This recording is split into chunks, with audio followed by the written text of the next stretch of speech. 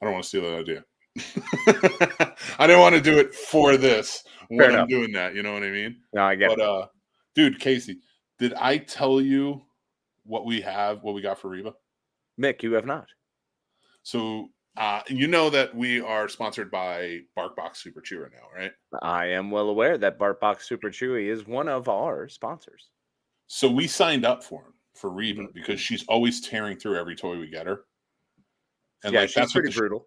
Yeah, it is pretty. You've seen it. Like, it's pretty rough. She loves to play fetch and like tear everything up. So we signed her up for it, and we got the first box. And everybody can go see I did the unboxing. That's all over social media. But it was a Jurassic World because we signed her up for the movie one. So it was like full-on Velociraptor. I mean, they got those little puppy teeth. I feel like those are equivalent. Yeah, so they have Raptor. Like, this was one of the toys. It's the Mosquito and Amber.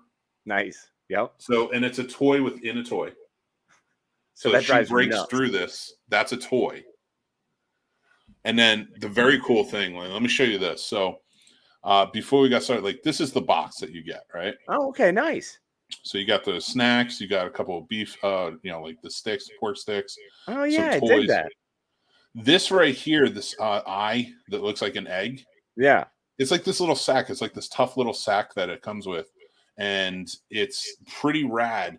Because, like, I'm looking at him like, it'll take her a while to chew through that, but I'm like, why would they give her a sack? Like, right. I mean, I feel like that would be pretty simple, canvas or whatever. Well, she tore into it, and it was torn up like within 30 minutes. Of course. But this is what came in it: a little dinosaur head. Oh, that's awesome! And it's like a little squeaky dinosaur head for her to play with. It's pretty. Now she's going to be slamming at your door, by the way, during this whole show. She's just going to be freaking out now that you squeaked it. This ball, listen to that. Listen how heavy that is. That is brutal. It is a super chewer, man. But that is strong. So every box comes with 2 tough toys, 2 full-size bags of treats, and 2 meaty chews. Wow. So it's pretty rad. So, like, it will come in, you mark your calendars and get excited for most of the boxes to arrive within 5 days. So once a month you get it. And we're going to be doing the unboxing every time we get it on our social media. But there's 100% happy guarantee. If the toy isn't tough enough, they'll replace it. 100% free of charge. No proof needed. You don't have to send it back. No time limits. No questions asked. They'll just send you a new one. That sounds awesome, man. I mean, what's wrong with that deal? Sounds like nothing. A great deal. I mean, because we thought we were going to have to return it after the sack ripped, but then we found out it was another toy in there, so we didn't. And then it's so if the dog has allergies or too many treats, their crew of like dog crazy from Columbus, Ohio. We know great people from Columbus, Ohio. Gotta love Columbus. They're there to make sure that the Super Chewer box is perfect for our dogs. So we can always call them up and talk to them and be like, this is what happened. She doesn't go through the treats fast enough, but she does go through the toys or vice versa. And they will make sure that you're happy in the end. Well, that's absolutely worth it. And, you're a dog lover. You've owned dogs. We're dog lovers. We've owned dogs, and we do. So everybody, if you guys own a dog and you want to go check it out, go to our affiliate link right down in the descriptions below. It's on thescenesnobs.com, our link tree, whatever else. And the link is right there. So go check it out, see if you like it, and sign up. Yeah, let us know, because it definitely has been worthwhile. Something that Mick has already explored, and I'm excited to hopefully have a dog in the future. We know you will. You can't go without a dog. Of course I will. It's already been too long. And Super Chewer will be perfect for it. I'm in. All right, everybody. We'll see you in a few.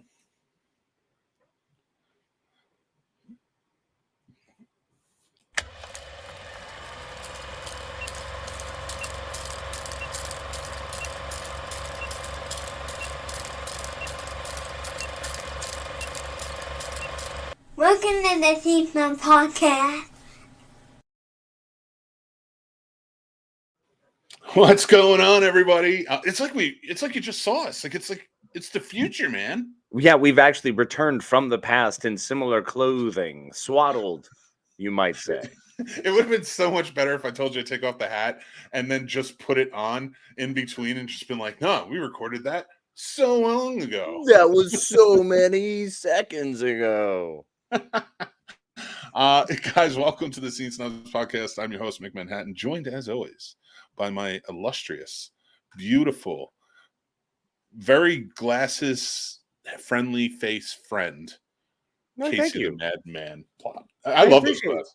Well, these are still my favorites. I liked your thin ones, but the thick glasses always worked. Yeah, I mean they're pretty much win-wins. I need to get my horn rims again because those I'm were not great. gonna lie, I like the hat, but I hate your brim. I know, isn't it? Because I'm like all baseball rules. I'm like an old man who just played like softball league when it comes to my hats. The funny thing is with me and my hats, I was all about forming them. I spent so many years being about, all right, I'm going to take the time to make sure this curls this way. When it sets, it just fits great. And then as I got older, I get the old man brims where it's I'm going to put that on my head because I don't want to do my hair. The problem is, like, a brim like that sits too high on the head. Very high. And it's like, if you didn't just get done working, then you're not allowed to have your hat on your head that high. Like, it's not the way it works. Well, that was a military thing, man. You learn that it just kind of hits the brim, the edge right on the little bone, right? Everyone has that bone, right? Or is that just from too much damage from taking headers off of like large you vets. Buildings? You, my wife, my brothers, like it's all everybody we know basically. And it's just like, what are you, Mick? I'm a pacifist, motherfucker. Well, that's what happens. You just reach a point where you feel like I just want it to lay up there so that way when I take it off, my hair will look good. The joke is when I take it off, my hair's not there. Oh, no, it's there. It's just cut. You leave yourself alone. I'm not going to let you pick on yourself tonight. That's not going to happen. Stop it. Come on. Cut it out. Got out of here. I feel like you're aging into Joey Gladstone. Oh, I'm definitely getting there. I can't wait to actually have like a gopher puppet. That's going to be really exciting. Here's the worst part about that. I think he was like 36 when that show ended. And that was like 9 years. So you're rounding bases towards 40. You're not there yet. No, but I'm getting close. I'm steadily approaching. Let me say I've stolen second and waiting to see if third's available. That's fair. Actually, Radar pulls it right. Mick is a pacifist except for bears. And actually, I wanted to tell you, Casey, did you know that I worked on a movie last year? Well, this year, actually. It was earlier this year. I did not. Would you like to see the trailer? I was a technical consultant. Yes, I would love to see a trailer of which you were a part of, Mo Frere. All right. That would be amazing. Let me pull this up. Hold on. We're not going to play the sound. I actually want to just play the part where I was the technical consultant. So let me find this real quick, and then we can go from there. Okay, here we go. Okay. All right. Okay. So let me pull this up, put it in theater mode for everybody so they can get into it. And we are just waiting, bated breath. Well, no, it's pretty good. Like, they realized that they needed me for this because it needed to be realistic looking. And they knew I had a background in filmmaking. It's a new Hulu movie, actually. It's called Prey. It's the new Predator movie. And this is the scene that they specifically pulled me in for. I believe it. So this bear is attacking, and it was a real bear. Yeah. And they needed to see what a bear would look like dead. Yeah. So, see that right there? Yeah, the way it kind of slumped out. Yeah, yep. I did that. That was me. Yeah. For well, them. Luckily, it was just your death aura. So you didn't have to physically do anything. You had to just be near it. And it went, oh shit, and died. That was not the Predator who killed that bear. That was me. And then the guy in the Predator suit walked on and was like, thanks, man. Yeah, no problem. And that's one of the unfortunate parts is there were animals harmed during that filming because Mick got close to set. Well, listen, I don't harm bears unless they're trying to harm me. No, you don't have a choice. And not to mention, no, that's bullcorn. You talk about actively hunting bears. What are you talking about? You're like an 1860s frontiersman. It's ridiculous. You remember at the end of Top Gun 2? And if nobody else knows this, I don't give a shit. But they're like, yeah, I got 2 confirmed kills, and he's like, well, Maverick got 3. That makes him an ace. Well, you know what, Davy Crockett? You killed 1 bear. And I've killed like 9. So that we know of potentially. That should kind of make me senator of Tennessee. Because of your bear killing? For the bear killing alone. You know that's why he was voted in. No, clearly. Now, he may have only been 3. But whatever. That was enough. Oh, my God. It's a cool bear killing all the time. So let's see who's here. Radar's here. What's up, Radar? We've got a whole crew. Radar, my friend. It's great to see you. If your dog breaks the toy, they'll replace 100% money back. No well, you don't need a money back because they're just going to replace it. Yeah, for you. just It's replace worth the it. toy, which is right. And she has broken every toy we've ever given her, and I've these seen are still standing. Can witness. Yeah, Can it's confirm. legit.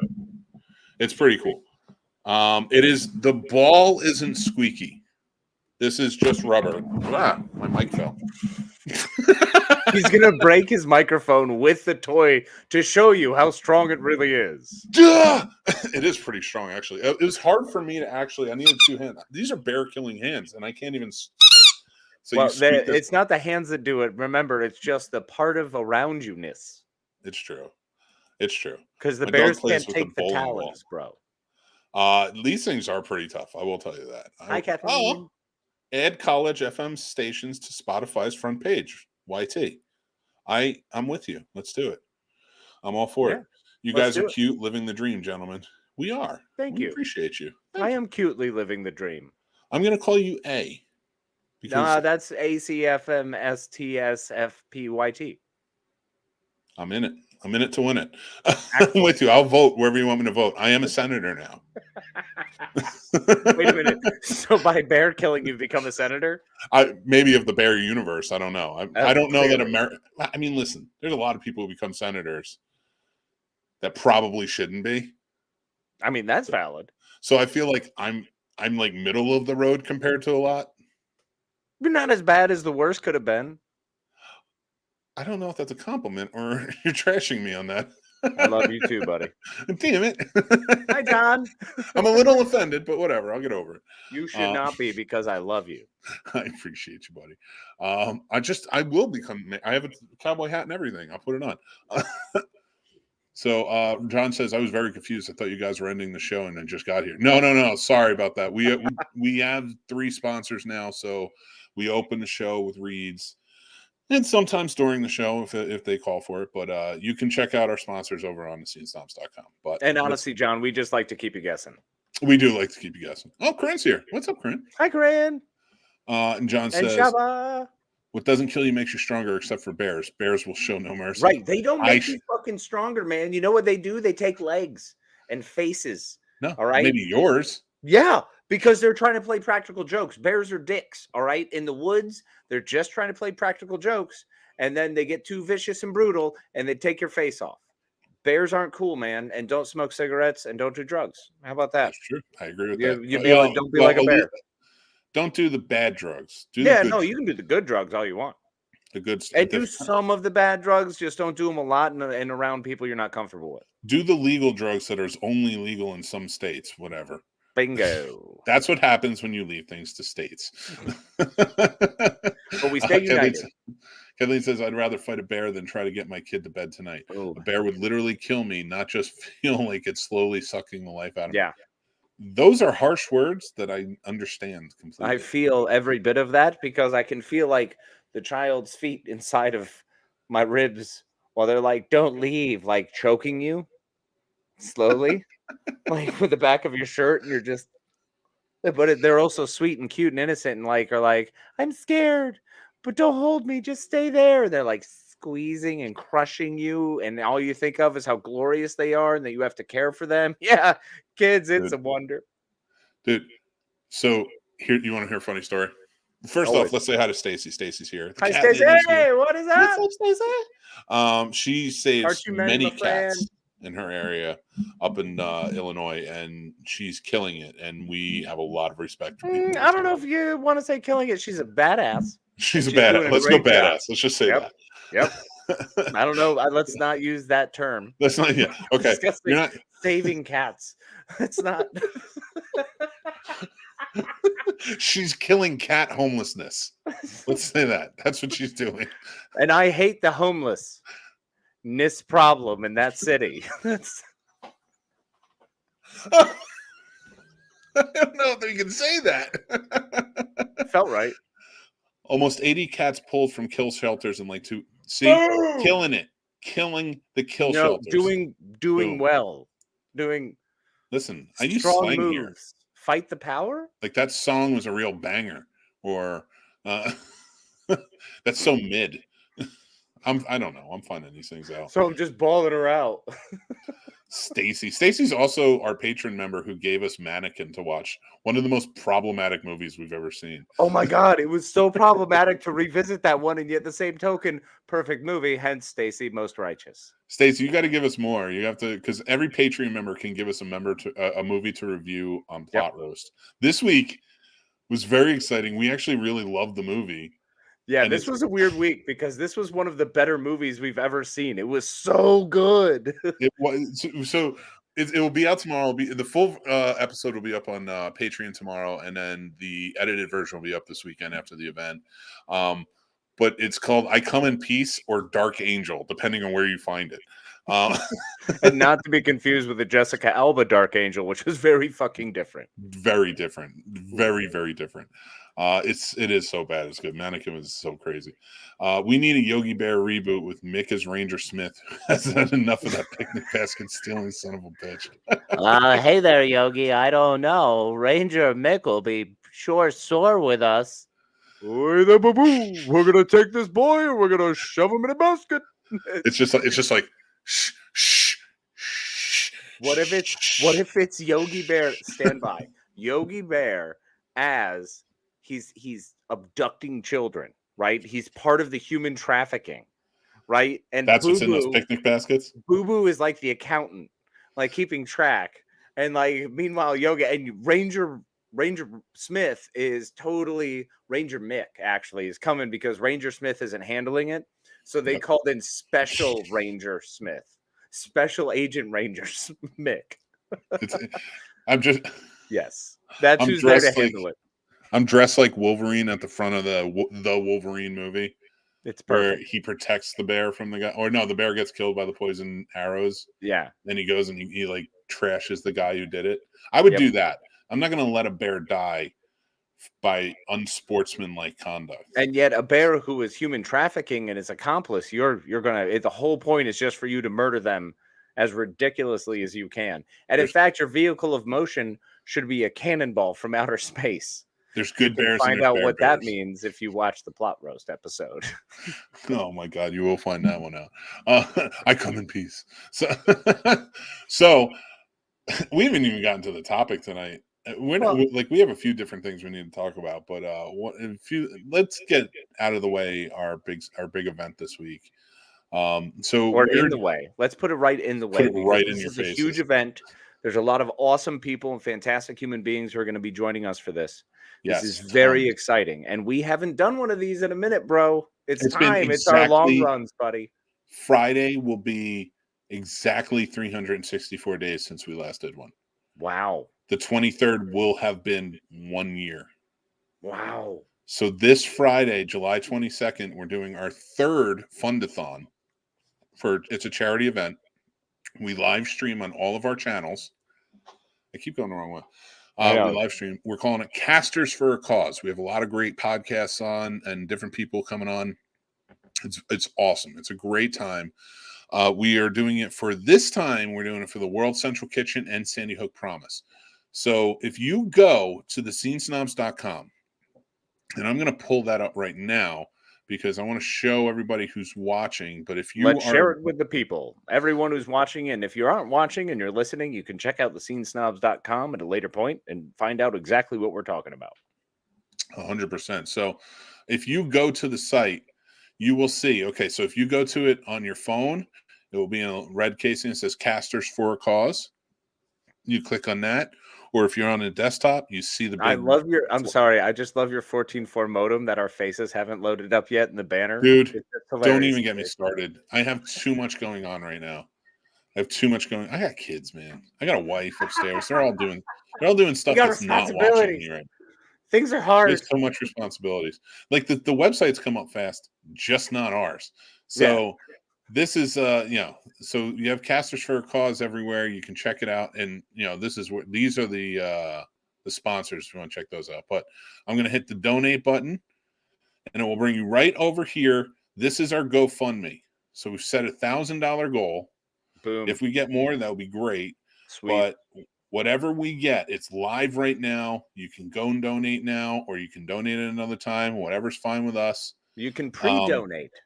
You could pre-donate, but it will be running through the weekend. So we'll finish up on Sunday, and then we are going to donate. We're going to split it up, and we're going to donate half to World Central Kitchen and half to Sandy Hook Promise. So yeah, I mean, guys, join in, be a part of the event, because Friday it starts at 12 p.m. Eastern. Casey and I will be hosting. We have tons of great shows that are going to be a part of it. Oh yeah. It's going to just be a lot of fun. So really just join in. Let's have a good time. Super excited for some of the incredible guests we're going to have. It's going to be absolutely fantastic.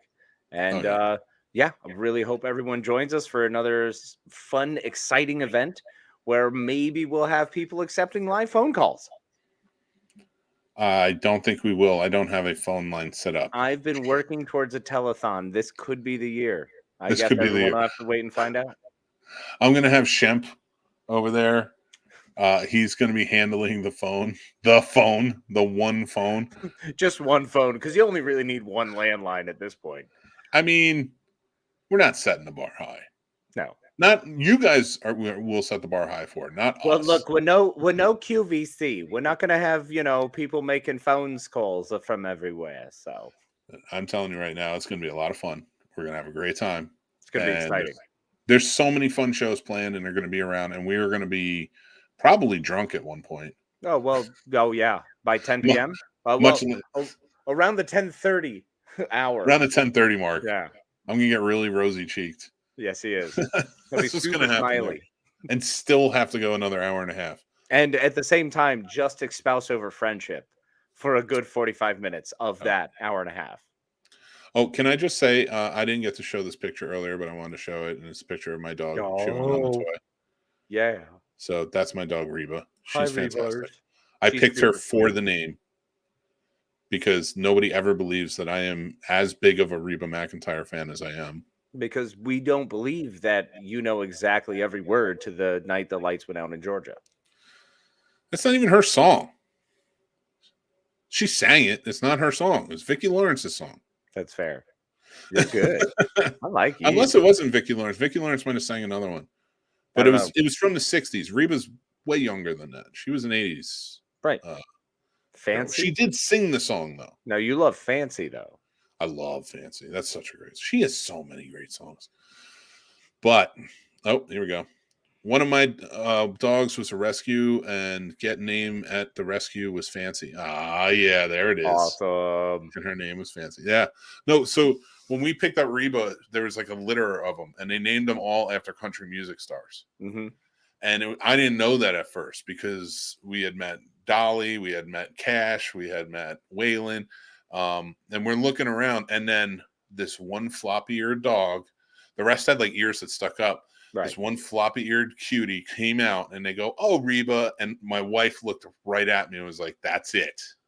Yep, that's the one." Yep. And it was, because she's still my dog. I love her. So anyway, it's a beautiful thing.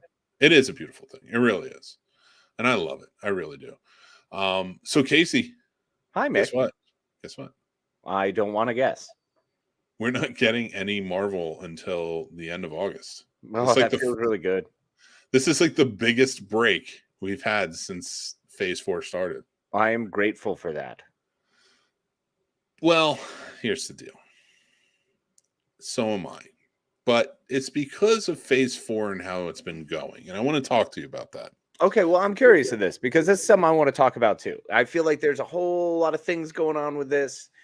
I've read a lot of weird up and down and everyone all over the dang old place. So let's us get into it, as the kids say. Well, I guess they've seen a 60% drop or a 60 or 70% drop in viewership, like, going to the theaters and for the past two movies. Yeah. Overall, compared for the opening weekend. And that's like a big deal. Well, I mean, it makes sense though. Look at what we've had. What have you had? You've had Sam Raimi do a Sam Raimi Marvel movie. That's true. Multiverse of Madness is not for everyone. I'm a huge Sam Raimi fan of, as I have said, anyone who's watched this, I talk way too much about it, so I won't tonight. Sam Raimi, big fan of him. Love what he does.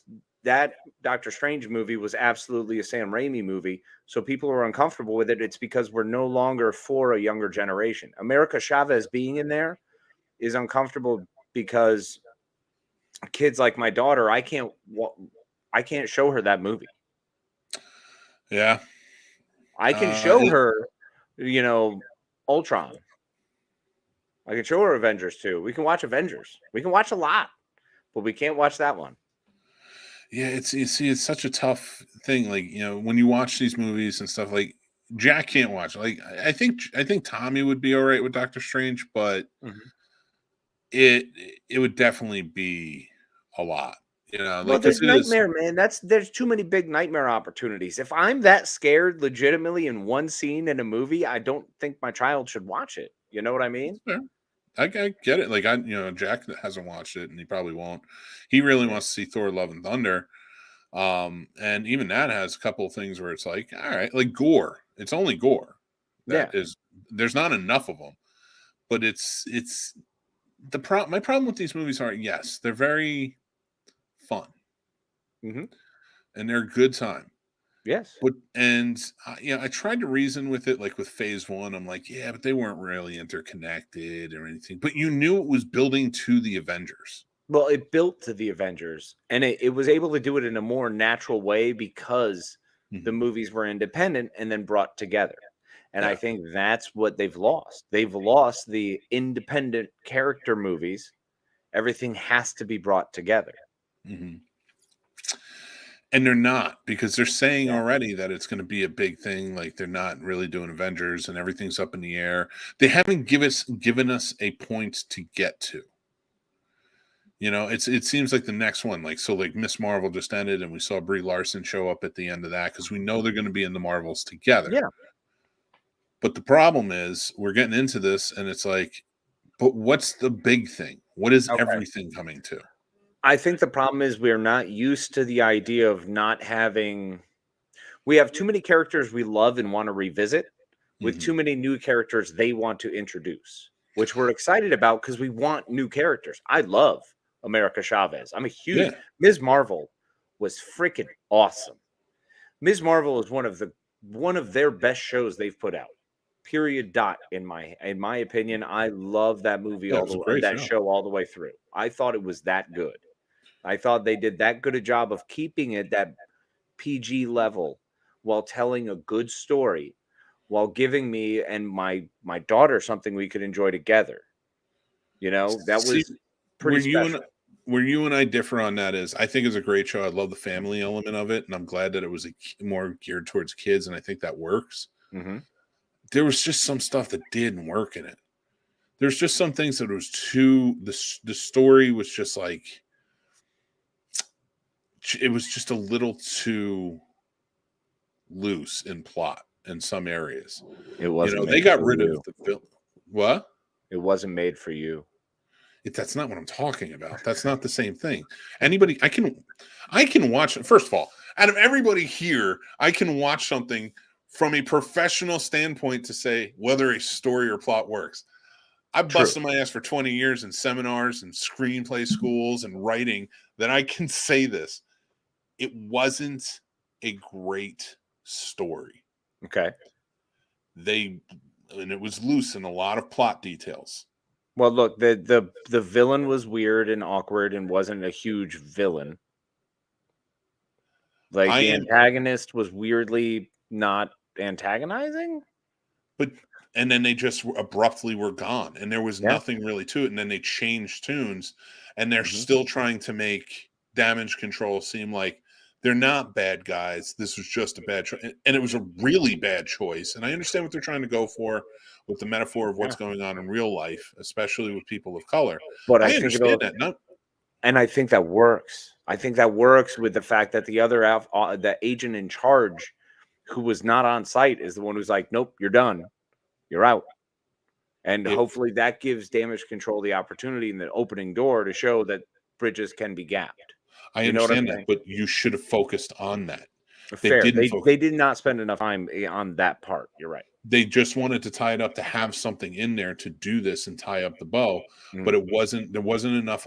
It wasn't elaborate enough focusing on your antagonist. Now, this has been overall Marvel, some of the best villains we've seen on screen ever. Agreed. And I will say this about WandaVision. I will say this about even Loki to an extent, Hawkeye to an extent. I think Hawkeye. I'll put it up there. I definitely agree with the during Falcon and Winter Soldier. Yeah, like there was a whole setup for Kingpin, and it was like, yeah, but you took too long, and just to have it coincide with Spider-Man, and that was another one that sacrificed their villains and their villains' motivations, and it was weak. But like now you have a great protagonist that you're enjoying, and I thought her as a protagonist in the show was fantastic. Mm-hmm. But your protagonist in a show and in a story like this is only as strong as your antagonist, and it's both were very weak. And now I love Miss Marvel. Again, I've been praising it, because I love the family element. I loved how the family all worked. I loved how they came together. Yeah. I loved the locations of it, not just Jersey City because it's where I'm from. Yeah, of course. All right, I see Big JC.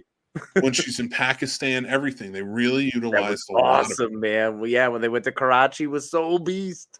But I think a lot of people, and it's said often, like to kind of go back to what you said earlier, was like it's not made for you. That is, in my opinion, and when somebody says that to me or anybody, is the same as saying we'll fix it in post. It means absolutely fucking nothing. Everything should be able to be looked at from a point of view. Now I'm looking at this from an outsider in a lot of ways. In the Muslim religion, in the culture that they're putting together and building for us in front of our eyes, in the fact that it's a 16-year-old girl, and I've never been one, so I can't. I cannot. Well, I've always stated that's my issue with Twilight. I read the first book. I understood the attraction of the first book, and I understood the attraction of the movies. I was never a 16-year-old girl. It never. Yeah. So it didn't bridge the gap. Ms. Marvel allowed me to bridge the gap more through the Bruno character, through the dad. Bruno was shit. Bruno was maybe being a dad. Character. Like I love the dad character so fucking much. After that Hulk scene when he comes in with the dang old friggin' the dad Hulk was amazing. On, again, I was like, I get that guy. The family worked, and it absolutely should, because it's in the comics, and I've read the comics. It works. My point with it, like Bruno sucked. Bruno was just a rehash trying to make what do you call it, Peter Parker. Because I liked Bruno because Bruno was almost like a Ducky character. He was a Ducky character who then also brought in not a Peter Parker. He was just that's a middling, crazy kid who's in school. It was like their new version of a Peter Parker for that. I'm not saying that it's Peter Parker. I'm just saying. I get what you're saying. That kid looks just like fucking Peter Parker. Like, it just. So when you're watching, was Tom Holland's like second. Then they were like, "Do you want to roll? You want to roll? You want to do this?" But he was only worn a mask. How about without a mask? He is that Ducky character, but the thing is, the Ducky character should die. It's a terrible trope.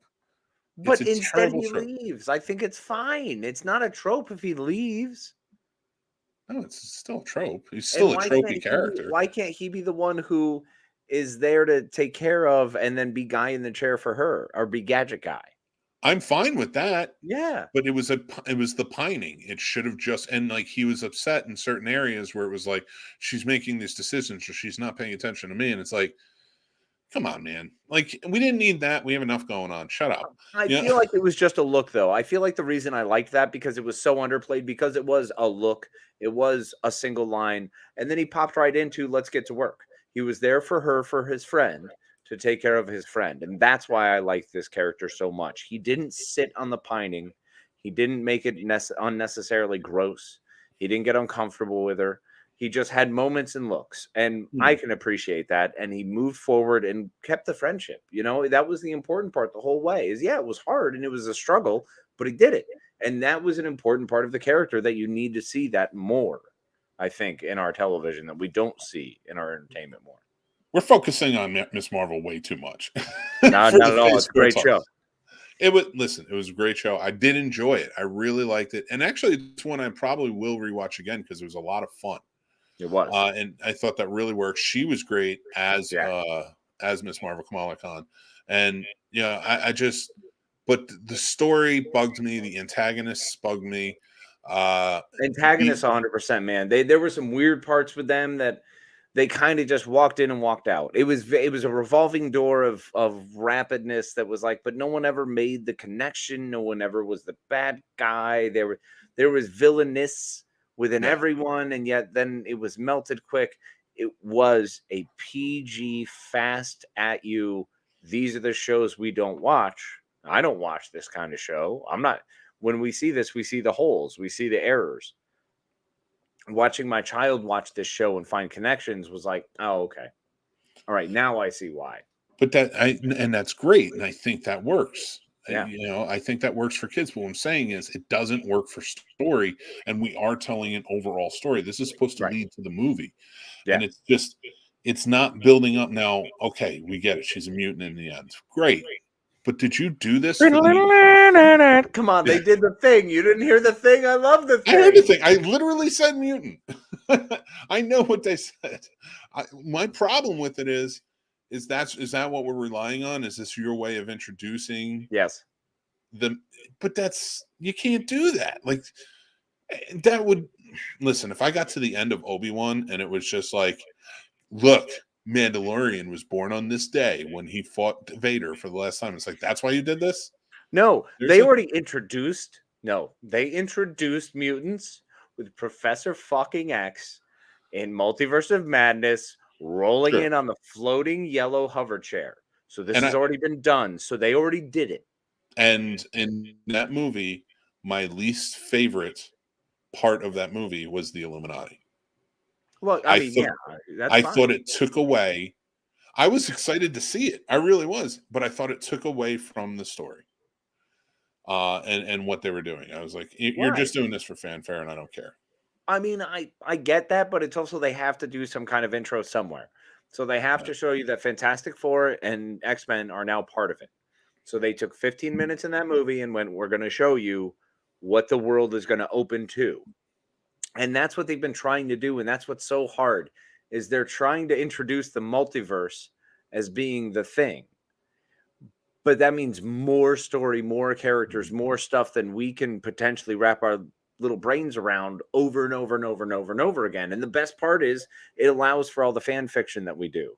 It allows for us to sit here and go, oh, but what if? Because they could do this and they could do this. And then we have a show called What If for what could potentially happen elsewhere. So this is all about opening more stories and more characters. So, yeah, Phase 4 is weird because there is no unified thing because they're just opening more doors. It's like Lost. This is Lost Season 3. You're waiting for the smoke monster to figure out what the shit it is, and they're just ignoring it. That sucked. That was the worst, and it pissed me off. And everything fucking bullshit. But this is why I stopped buying so many comic books back in 2000 or 1999 or whatever it was, because I was like, I'm done having to buy for one storyline. I have to get into 4 different books that I don't even like, and now I have to follow these characters that I don't give a shit about, so I can find out how Spider-Man got a sweet new suit. You know what I mean? Like that is what has happened because that's what happened in the comic books, hence required a reset in the comic books. We are steadily approaching a reset in the MCU. Yeah, but here's the thing. I'm fine with it, but I just don't think they're doing it. They're doing a strong thing for it. And it's almost out of Phase 4 is the problem. Yeah. So it's been a weak phase, in my opinion. Let's see what Radar says, because he seems to have a lot to say. Nothing connects to the next like it used to. It still connects, but you have to wait forever now, which is weird because there's content all the time. Right. Still waiting on Nick Fury again. He'll be in Secret Invasion coming up next year. Sharon, we just got Miss Marvel again.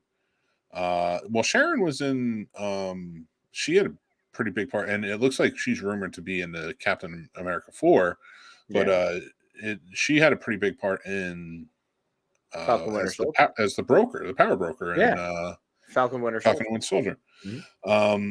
So we did get her, Miss Marvel again. Nothing else with Kate. Well, we don't know. I mean, we just got Kate, so you got it. She'll come back. How long until we see the continuing Black Knight, Pip, Star Fox? Yeah, I don't know. I mean, all those things are going to be wild. So weak. Yeah, I think my favorite thing so far is Doctor Strange 2 and then Shang-Chi. I'll agree with that. I mean, Shang-Chi is my top out of all of them. Yeah, it was The so Sam good. Raimi Strange 2 is number 2. And I liked Thor: Love and Thunder, but I liked Thor: Love and Thunder. Right. That was it. Well, that's unfortunate, man, because you're such a Thor guy. I know. You know what Listen, I mean? I It's a still bummer, have it dude. next to me. I still hold it close. Miss Marvel's antagonist problem. Have you seen Thor: Love and Thunder yet? No, I have not. Oh, I can't wait till you see it. Miss Marvel's antagonist problem is the villain problem biting them in the ass. You can't keep killing villains and having heroes fight villains. I don't know if I read that wrong. No, I get that. Yeah, I mean, I get you can't keep killing them and then having them fight more. Like, yeah, I mean, they should save some. Like, seriously. But at the same token, I understand that was just sometimes you just have a piece that pushes the other piece and then dies.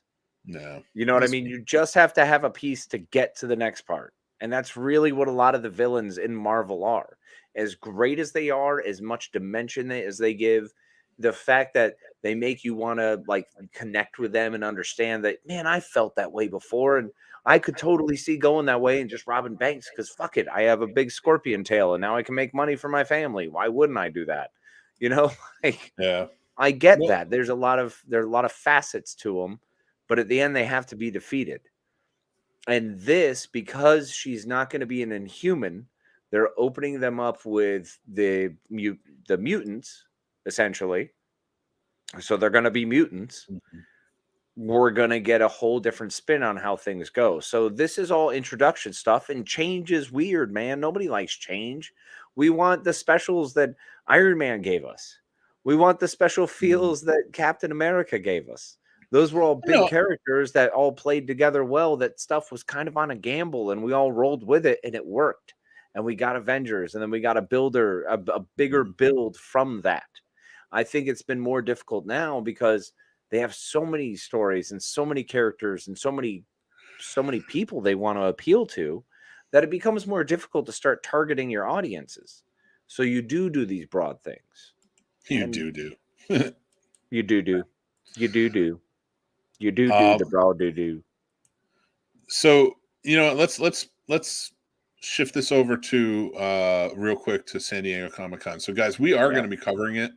We will have impromptu Geek Fest lives to kind of cover daily things, and we'll be talking about it in the overview of Geek Fest Live. So make sure that you are liking and subscribing to this so that way you can keep up to date with us.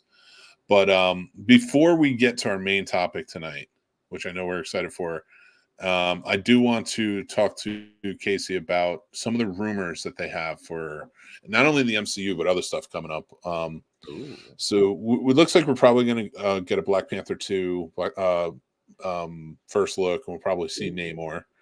How do you feel about that? I'm cool with it. I'm excited. I'm already kind of heard some of the spoilers from the thing, and I'm cool with it. I'm fine. How do you feel? But do you like Namor? Was Namor ever a character that meant anything to you? I liked him more as a villain than when he was like siding with everybody. He was always a dick to everybody, so it was kind of funny too. I mean, that's funny, yeah. It was always fun for me, but he was never around enough. Yeah, you know. But yeah, so like it would be cool to see, and I like the Aztec vibe they're going with for it. Not so much Atlantis, like Greek Atlantis or whatever, but it's I guess it's going to be a Mayan or an Aztec background. Yeah, so way cooler, like along the Quetzalcoatl vein or whatever. So yeah, it's going to be cool. So I'm down with it. She-Hulk will probably drop another teaser. A Werewolf by Night will probably be officially announced with the first look, which I'm. How are you feeling about that one? I am excited for it because it's. I hear it's going to be Jack Russell, which is a good one. I thought they were going to start with his dad, but it's cool that they're going to be that Blade get an update. So it looks like Homelander may be playing the villain of Blade, and it might be. And the big rumor is that he might be playing Dracula. Whoa, Anthony Starr? Yeah. What? So and I think that this rumor's dropping now. We're probably going to get a first look at Blade. That's awesome. I've been on a total Banshee kick because I finished, this season of Boys, which was just out of this world. And then jumped right into I love Anthony Starr. And I found Anthony Starr while living with you. And we discovered the show Banshee right after the show Strike Back. You got me on Strike Back, and I got you on Banshee.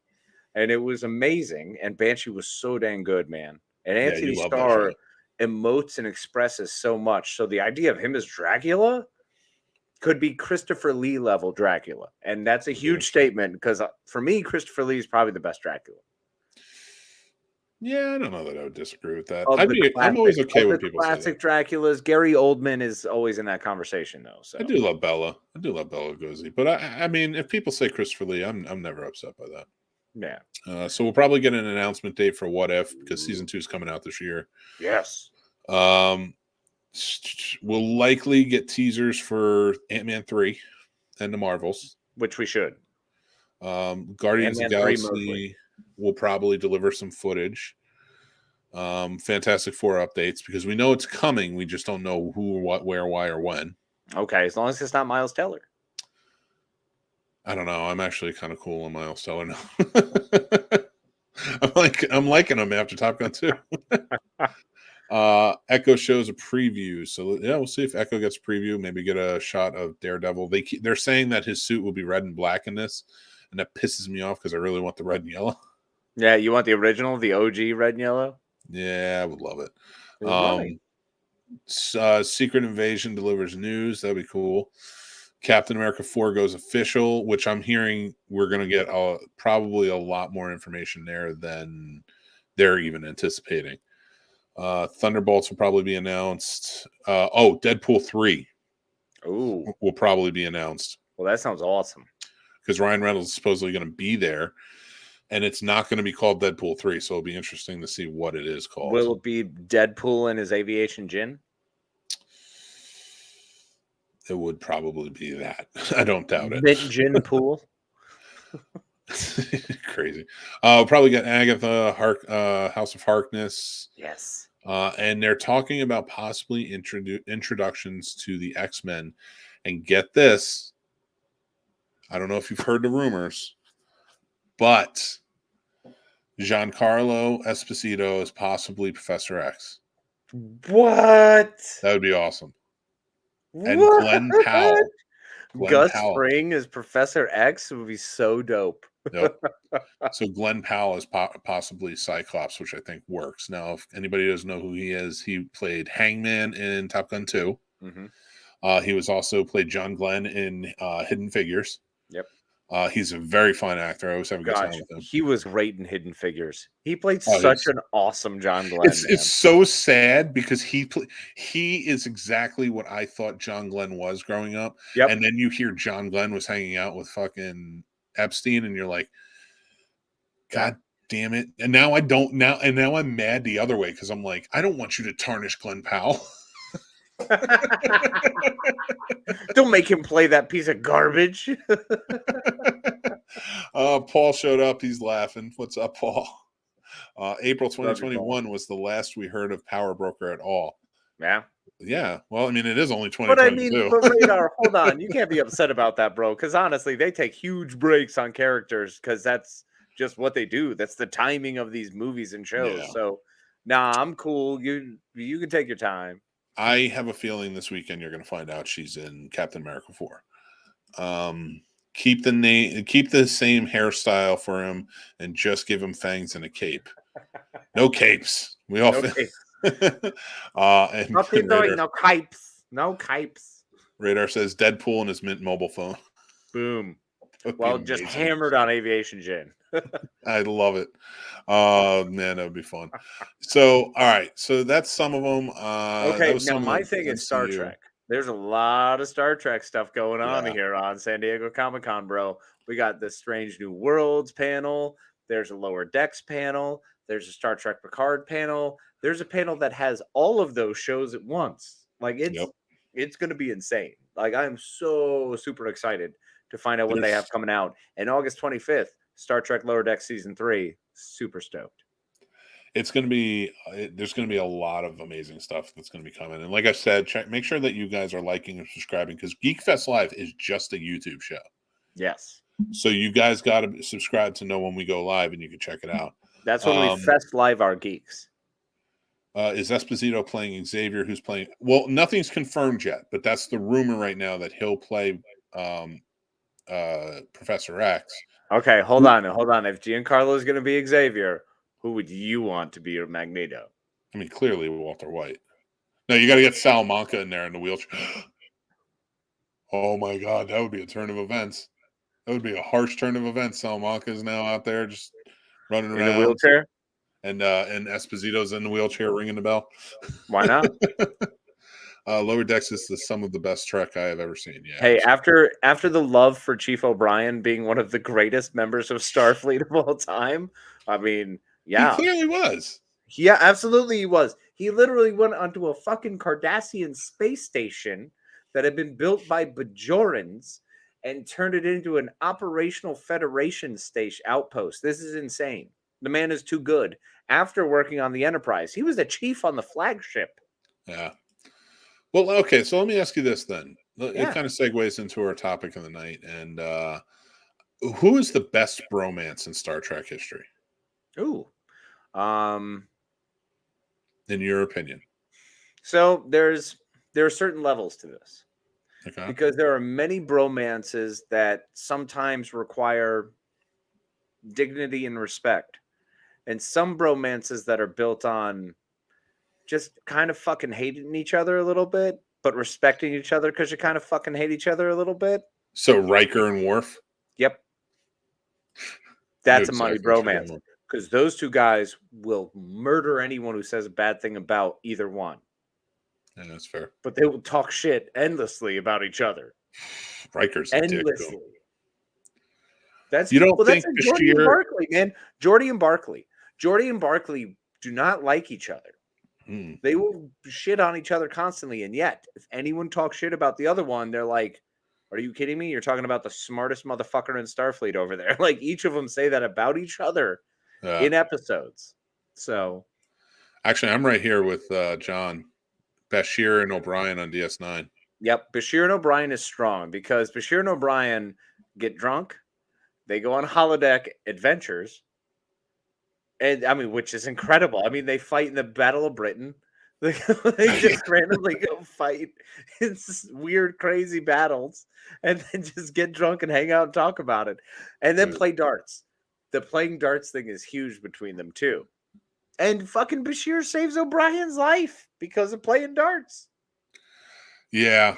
The whole thing was just wonderful. That whole romance of friendship, it's beautiful. As for I Am Groot, John, I don't know. They'll probably show something, but we're on something different now. Stop asking us about Groot. Well, so the other one that I think would be pretty strong would actually be, I think, Paris and Kim. Paris and who? Paris and Kim from Voyager. Oh, yeah. Yeah. Forever Ensign. Forever Ensign and Forever Lieutenant. The two guys who will never make rank. The guys who are just trapped in whatever they're doing. And yet they always wound up at the same table. They kind of got annoyed with each other throughout. Like that was the beauty of those two. I don't think they ever really liked each other. I don't think those two ever found common ground in a way of like, hey, once we get back from being, like 18 million light years away from our home and can't actively travel there less than 100 years away. Yeah, no, we wouldn't be friends. If we were just chilling on the moon, I'd be like, fuck this guy. And we'd be out. See, that was the problem with Voyager. There should have been a mutiny long ago in season 1. But they didn't do it because everybody else just kept fighting with each other. Wait, were you thinking they were trying to take over from Janeway? Who are they going to fucking give power to? Chakotay? First of all, it's not like they had to do it. All they had to do was like throw the coffee out the chute in the space, and she would have been gone. She's like, no, I can't do this. I have to leave. Pretty brutal. I like Radar says Picard and Q when he quit being a dick. That never happened. Neither one ever quit being a dick, by the way. They never stopped. Neither one ever stopped being a dick. In Picard season 2. That was the end of it. It's over now. Q's dead. Goodbye. I've saved you from having to watch that season. And honestly, though, I'm going to tell you, if you want to watch a compilation of just the Picard and Q scenes from Picard season 2, and the Wesley Crusher scene, the Traveler You scene, have to watch that. That was awesome. That was well, great. Before that, let's just plug it. So go check out our interview with Wesley Crusher himself, Will Wheaton, because he gets awesome. He breaks down that scene and what it meant, what he was doing there, and it's beautiful. So just check that out and then go check out the scene. Just an incredible human being, and it was so cool to have that conversation with someone who, both of us connected with throughout portions of our lives. It was wild. Oh yeah. So great interview, great time with him. I've outrun trains because of him. I believe that. Yep. Yep. I jumped out of the way like 40 minutes beforehand because of him. That's 40 minutes beforehand. Once I heard the brrr, I just wanted to be sure. I was like, is that a rumble on the track? I'll just step off it. I got out of the way of the train. You know who didn't? The woman that was tied there by the guy with the mustache. Thank God you weren't going to say a bear.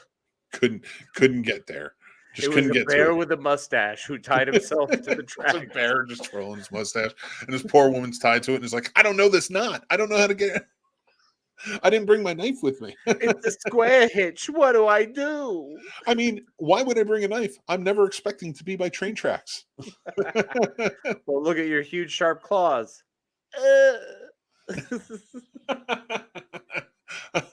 I clipped my nails today. I can't get you out. Later. You want us both to die? I'm just going to stay here. Here, I'll wheel this cart of TNT in front of you. Maybe it will break the fall. Perfect.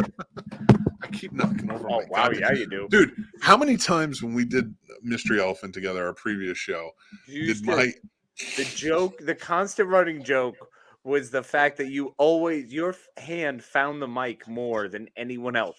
So anyone who has been a fan of us and followed us and appreciated and hung out with us, we appreciate it. We love you. You're amazing. You're incredible. Yeah.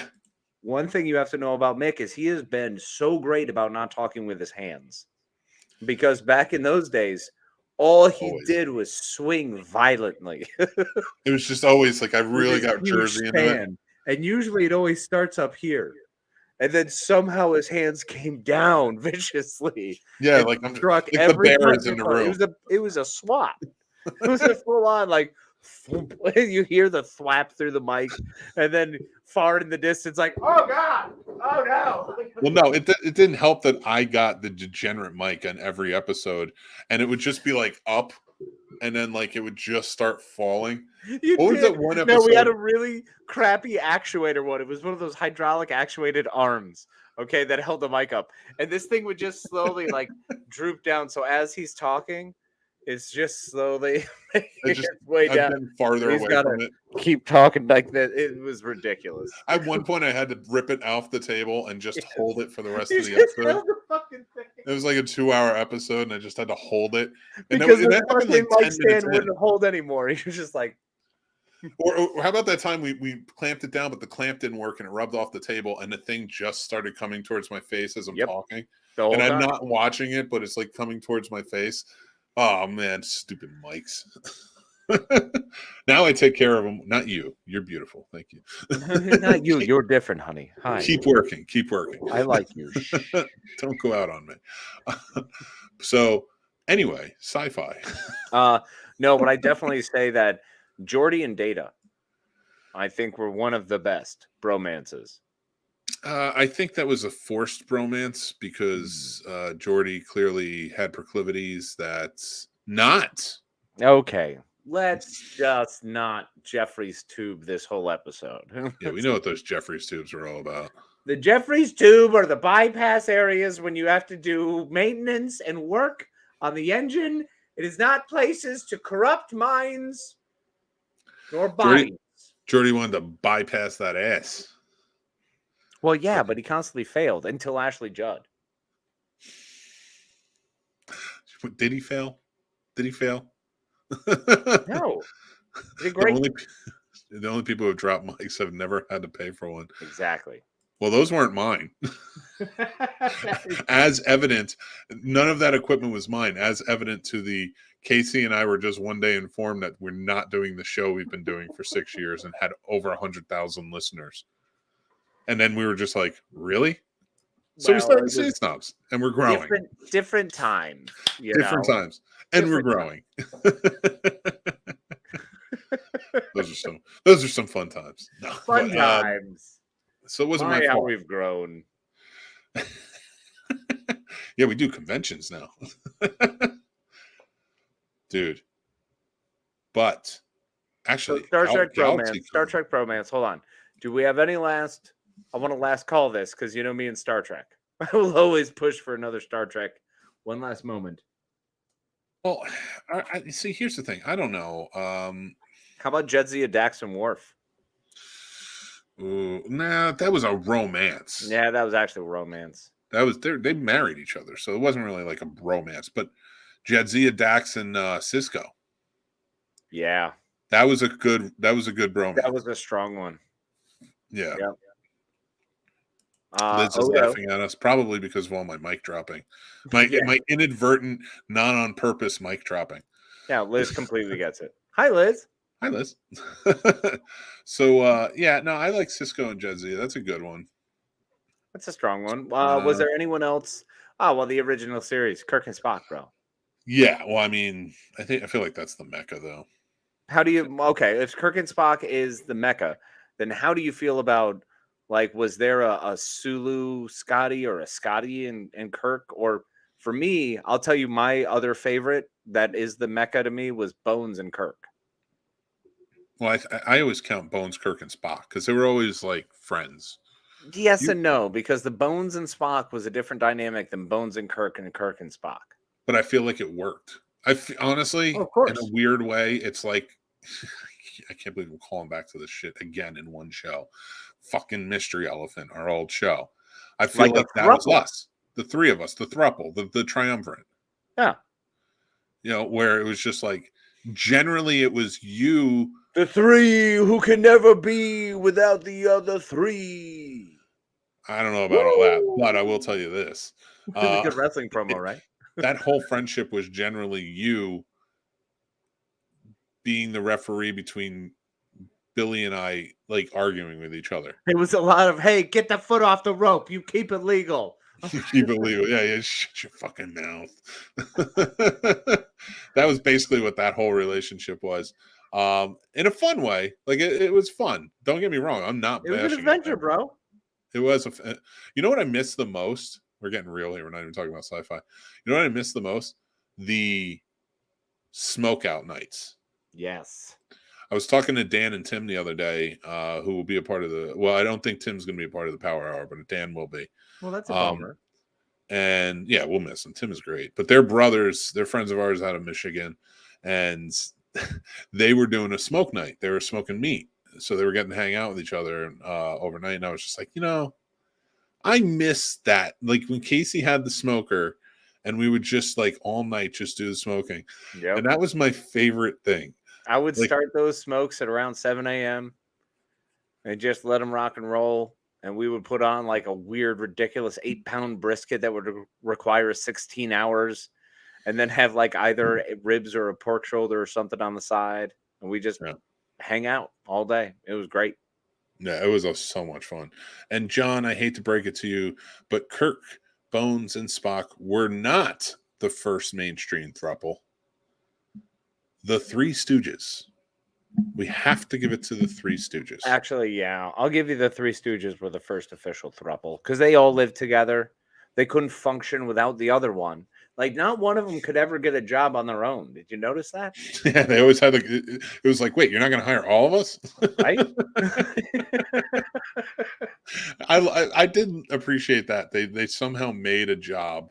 Like they had to be painters or they had to be handyman. Yep. Like something where all three of them were warranted for everything. Every time because they couldn't interact by themselves, which I feel like meant we had a way more open society. It was far more understanding of like, yeah, you know what? You three together could probably do one fence. You can paint one fence, right? And then, of course, through some terrible means of events, we'd wind up having some situation where they wind up destroying the fence, covered in paint, and costing 4 times what the actual work have done if they had paid one competent employee. And somehow some cop would always show up. So maybe this was actually a better show for capitalism to be like, wouldn't it be better if you had one person instead of 3 idiots? Ha ha ha. I hate workforce. I hate the way I lean on my table. And every time you make me laugh, like it looks like there's an earthquake in my side of town. I'm like, well, it gives an effect that actually engages viewers. It makes everyone feel like they're part of an adventure ride. I should do it like Star Trek. Just start turning the mic like. I didn't even turn the mic. I turned the camera. I'm an idiot. Perfect. Well, no, but we felt it. I'm going to turn the mic for the people listening. Yeah, there you go. I turned it. You didn't even know it. Feel that in Spotify and Apple. I did the modify. Shut up. It's peach season. I don't know if we have a. I like this. John said we have a valid point with the Stooges, but I don't know. But if we keep making Liz laugh this way, it's going to be a problem. No, I don't think there's a problem at all. I think everyone should laugh that way constantly. That's not an emoji. That's the emoji with the sweat bead. Yeah. Laughing. That's a panic laugh. That's like, if I keep laughing, I might have a problem. I don't have an inhaler, but now I feel like I need one. Like Liz is either laughing so hard of one of 3 things is happening. She's either laughing and she probably has to pee. Probably. Which we've been known to do. Have twice. From time to time, twice. Confirmed. And that's why the panic drip is there. Yeah. Or she's like, I'm new to these guys and they're crazy. Oh, well, yeah, that's valid. Valid, yeah, that's fair too. Yep. Or she's like, that fat guy's going to have a heart attack. He keeps shaking that table. Someone's going to fucking die. I don't know who it's going to be. Someone's going to have a big struggle buckle right now. But let me tell you guys, I'm going back to Nick the Stick, and here's why. Because Noom is a sponsor, and I signed up. I've lost 10 pounds on that, by the way. Oh, well, that's great. I did want to meet 2 people signed up for Noom through us. Oh, shit hot. That's awesome. So thank you guys for signing up. They didn't tell us who you are, so I can't thank you by name. But I want you guys to know, if you are interested, I'm going to be starting like a workout fitness channel on the Discord. So join up on the Discord if you want. You can join up there. We can talk about Noom. We can talk about other things and like kind of, try and like keep each other accountable, but also kind of like, cheerlead for each other. I am infrequent, but I cheerlead the shit out of every human being on this earth, whom I love and appreciate all of you who are a part of us. Because if you're not a part of us, you just haven't met us yet. I feel like the only thing we haven't hit on was Skillshare. That's fine, because we've got more Skillshare. You guys want to get smarter? Up because Skillshare, being one of the great places to go and actually loot and plunder and learn and discover. No, Liz, you're great. No, you're great. You're great. And yes, I'm saying it with the apostrophe. We are great. A new follower. All right, Liz, we appreciate you. Thank you, let us know what you think. Check out our other shows and see if you laugh. we try to keep people going. Well, the other thing is, I was going to say with the sweating bead is a matter of maybe you've peed, you're on a date, and it's uncomfortable. So it's a bad date. So that's why you're listening to us. And then you peed, and now you're sweating because you're like, oh, you've been trying to hold it in so much. It's just coming out like... I'm sorry. And then you peed a little bit and you sweated. So I understand. Go to the bathroom for a minute, take a break, and then head on back and enjoy your evening, Liz. If you're on a date and you're listening to us, that says a lot about that date. Best date ever. Best date bullshit. Well, I'm sorry. No, unless if you're both listening to us, unless he or she, ever. I'm not going to presume anything. He or she, they, or any pronoun. Yep. We are supporters. I'm just saying, but put it on for you to listen to. If they did not put it on for you to listen to and you put it on, then they're losers. Yeah, no, but if they put it on for you. They put it on for you. Thank them because they're wonderful. Yep. And they have your best interest at heart. Yes, they do. They actually believe in you and want the best for you and hope to bring you a little bit of sunlight in this nightmare human world we have. Oh my God, this planet is on fire. Oh yeah, no, literally on fire. It's on fire everywhere. Yeah, on fire. And it's just scary. And it's the heat waves, like I don't have to worry about it because I have air conditioning. But not a lot of people do. And I don't know how much longer I'm going to. I mean, I give it a good 17 years before things get really uncomfortable. Dude, I just looked at you. Like, I swear to God, I want to talk about what we were talking about. But I looked at you, and you looked with those glasses and that hat. You look like a cross between Carl from Up and Michael Rappaport. I feel that way. Oddly enough, hey, let me tell you what. Did you hit the mic girl, after all that? A beautiful girl make you feel like you've been drinking Jack and Coke all day. Dude, Michael Rappaport is that enigma actor that shows up on shows, and it's just like, who are you? Justified. You He was amazing on Justified. I've loved him in everything he's done. God. Beautiful Girls, he really sold me on. He did that weird one where he was the Celtics fan with Daniel Stern, and they like stole a Lakers guy. Actually, I like that one. That was him and Dan Aykroyd, wasn't it? That's what it was, I think. No, it was Dan Aykroyd. No, Damon Wayans was the one that got kidnapped. Yes. But it was Dan Aykroyd and Daniel Stern. Daniel Stern. That's who it was? I think so. Are you sure? I don't remember the name. I'm going to believe you right now because you know more than I do. So I don't know why it's coming back to me. I haven't seen that movie in like 30 years. It works perfectly. In fact, it's better it's coming back to you because otherwise I stand like an idiot. So no, it's true. It's true, Casey. That's the one. That was the one. So somebody on our Patreon has to pick that movie out for Plot Roast because it will be amazing. Just so we can figure out who's right at this moment from this show. Find out what it is. Join our Patreon and then tell us to watch it. Yeah. Because if you tell us beforehand, we don't believe you. This is Kathleen's way of getting us back on track. It's already too freaking hot because that came after the Michael Rappaport talk.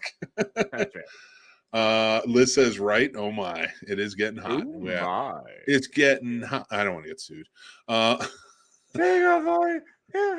Radar says, I feel like the real life equivalent of the dog in the fire. This is the fine meme right now. That's what it is. Yep. Everything's really fine. It's all fine. We're all going to be fine. That's what I was thinking. Nice. So, yeah, the world's on fire. And we were going to turn to How about SciFi yours? to talk about. That's the way I like it because I'll never get bored. The world's on fire. Elon Musk has a mother sister. Has two mother sisters. Has two mother sisters and a brother uncle. Don't even bother with that one. It gets too deep. And he has to pay Twitter a whole bunch of money. The plankton is dying. Like everything is going to hell, and we're joining in for the ride.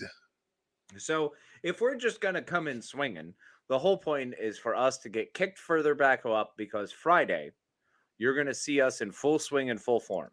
One of the things that Mick and I have always done throughout our entire careers, lives, and everything we try to do is help others. It really means a lot to make sure that we can give. We're capable human beings who can function, and it's important that we give back and try to make sure we build a sense of community, which has always meant a lot to us. And that's really what Friday's all about. So we really hope that you guys will be able to tune in for Casters for a Cause, our 12-hour fun-a-thon for charity, where we're going to be kicking money out to the World Central Kitchen and Sandy Hook Promise. It's all about trying to give any places to those who can't right now, or those who are struggling and those who need help. So if we can help a little bit, we try. And that's one of the great parts about the Scene Snobs, and one of the things we really enjoy doing.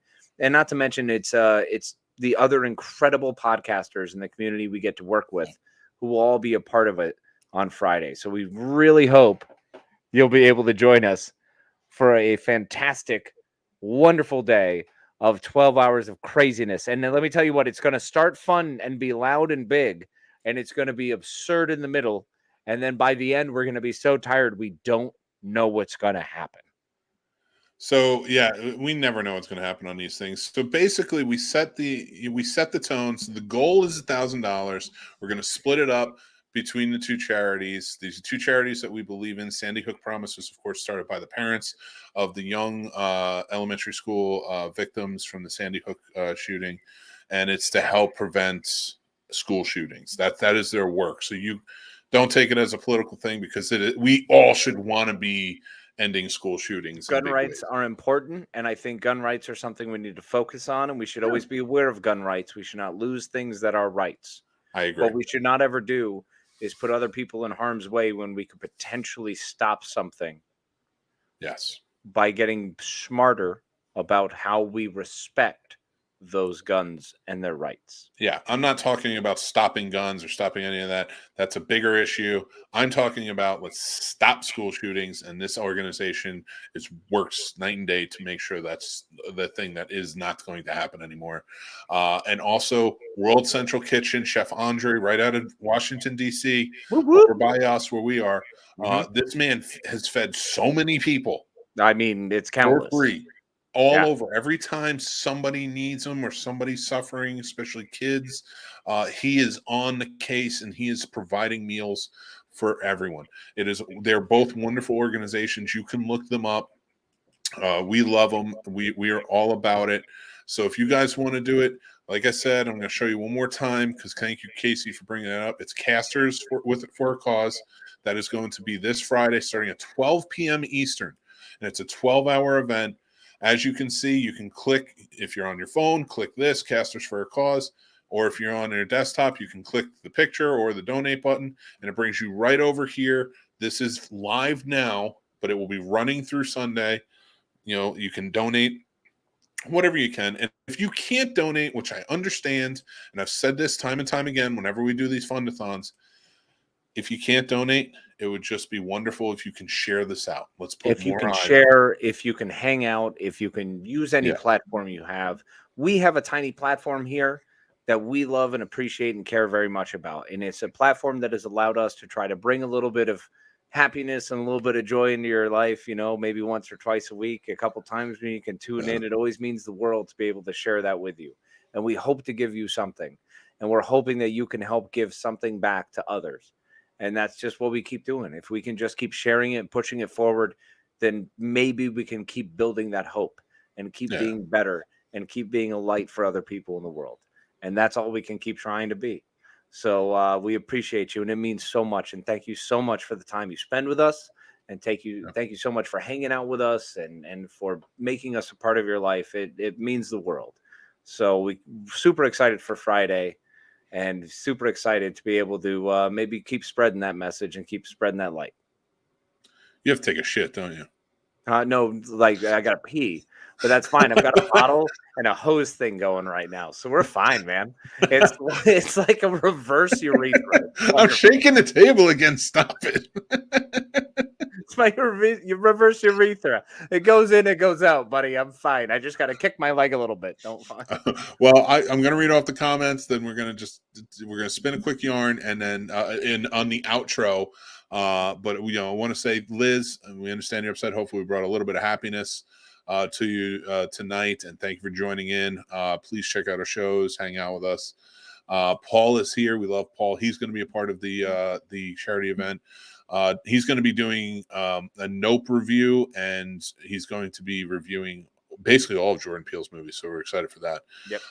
Definitely has my interest as far as upcoming shows. Gary is one of the top directors as well. That was so long ago. Well, it took a while to get there. Functional human beings? Where? I don't know. Not here. Oh, no. Look, I found a mirror, and then I put Ethan Hawke's face on that point where my face would be in the mirror. And that's the functional human being I'm talking about. So, oh, is it the Summer of Hawk? Yeah. Last year was the Summer of Rudd. So last year was the Summer of Rudd. This year's Summer of Hawk. So I've gone from I can't recapture my youth because that motherfucker is just a liar. There's something in his blood. There's something there. A liar. So it's the Summer of Hawk. Because if anyone is aged gracefully, it's that guy. Yeah, Ethan Hawke is a man. I mean, I agree, Radar. Yeah, we are not functional. He's not quite a step below Clooney. He's like a step adjacent to Clooney. That's fair. Because if you can't Clooney, Hawk. That's true. Actually, I'll talk about that in just a second. Nope. I am very excited for it. I am going to see it Thursday, so the review will be up Thursday night. So our review will be up Thursday night on YouTube, so you can check that out. So it's funny you mentioned Clooney and Hawke. Ethan Hawke is producing and directing. It's on for HBO. I think it's coming out this weekend. Okay. It's Paul Newman and his wife's transcripts from their life because they recorded everything, and they got stars, and one of the main stars playing Paul Newman in it is George Clooney. So it's funny you mentioned that. Of course. It works. It works on many levels. Okay, guys. So before I let Casey wrap things up, I'm going to just say this. If you liked anything you saw, like with the BarkBox, Super Chewer box that we have, or you're interested in Noom or Skillshare, stuff like that, the links are below. Those are affiliate links. Go check them out. And if you want to sign up, Please appreciate make it. sure to check those out. And please make sure to follow up with any of those. Because I tell you what, Noom especially, I think they do. I've lost 10 pounds so far. Fantastic product. And bro, you're just looking more beautiful and happy and confident every day. And I couldn't be more excited for you, bro. I appreciate that, brother. No, yeah, so I'm working on it, but we'll get back to that. You're going to see a lot of us on Friday, so join in for that. I just want to say, if you guys are interested in more Snob stuff, make sure you join our Discord. We have a great community over there that we're really building up. There's a lot of fun stuff we're talking about. If you're interested in Patreon, sign up for our Patreon. There's really cool perks. I am behind on getting everybody their T-shirts and their mugs and their pint glasses, but I will get there.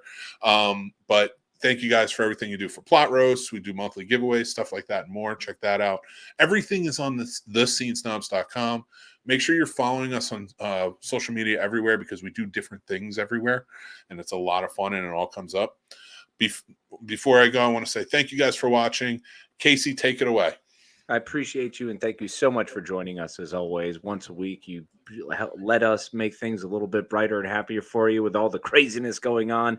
We hope you've enjoyed our absurd look at society and the world around us and the joy that we have from movies and the wonderful entertainment world. Until next time, my friends, be good, be kind to yourselves, and be kind to each other. And as always, I cannot say it better myself, so I'm not gonna. Stay tuned and stay geeky.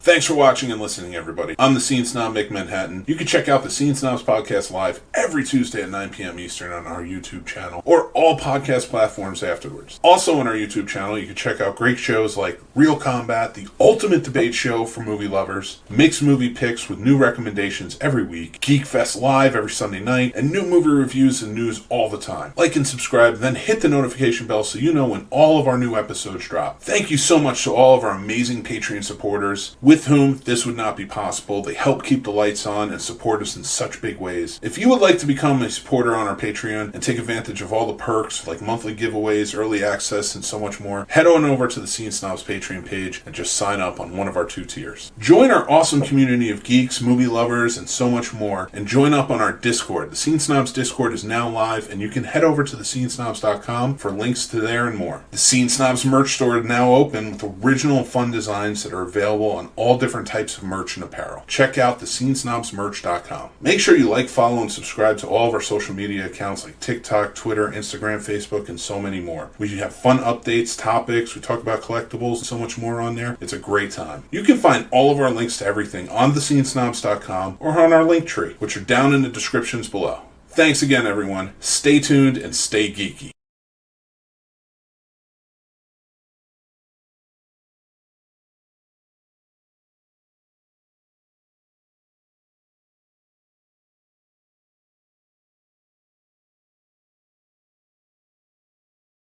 Well, come on, Manhattan. Give your balls a tug. You'll figure it out. Come on, guy.